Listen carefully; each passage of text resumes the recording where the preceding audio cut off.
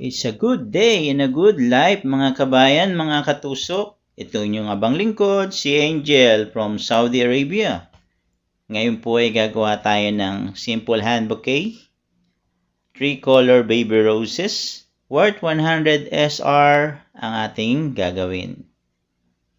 Ang ating suki ay nagtawag at nagpagawa ng hand bouquet. Kaya eto, minekos-mekos na natin yung ating baby roses. Inekis-ekis lang natin hanggang sa mabilog natin. And then, nilagyan natin ng green leaf. And then, iti-tape na natin.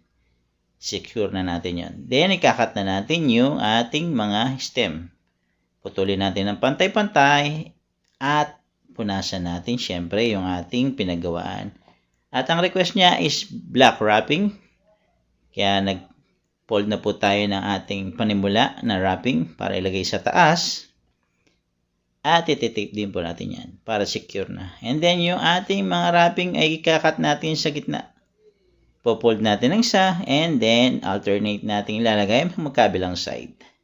Pababa po tayo. Classic way lang ang ating gagawin. Classic way hand bouquet worth 100 SR. Lalakihan lang po natin yung balot para magmukha naman siyang malaking tingnan. Para hindi lugi ang ating customer. Para matuwa rin siya. At makita niya medyo malaki naman yung kanyang biniling hand bouquet. Dahil simpleng araw, simple lang ang ating gawa. Bali, nakailang bouquet lang tayo ngayong araw na to. Pero pasalamat na rin at may mga suki tayong customer na tumatawag at nagpapagawa. Ayan po, malapit na nating mabalot, makumpleto ang ating hand bouquet. All black color po ang ating wrapping.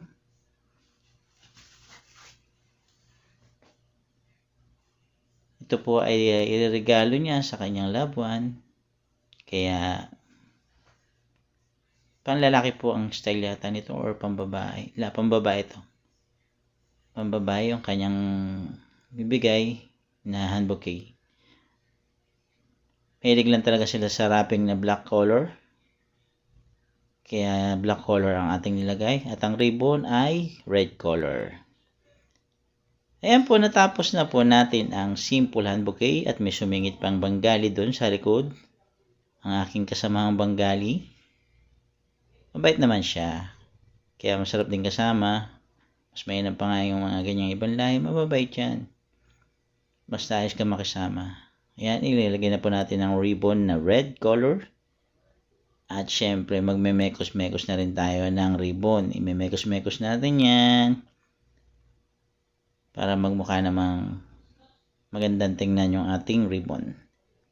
Mekos-mekos, pihit-pihit. Hanggang sa mapalaki na natin yung ating ribbon. And then, cut. And then, tali. And then, dikit. Dikit lang natin siya ng glue gun.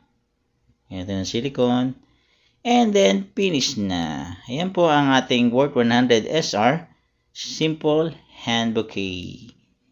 Ayan po, natapos na po natin. I hope po nagustuhan nyo ang aking simple and tutorial ng making hand bouquet. Mekos-mekos design. 3-color baby roses. Black wrapping paper. Maraming salamat po.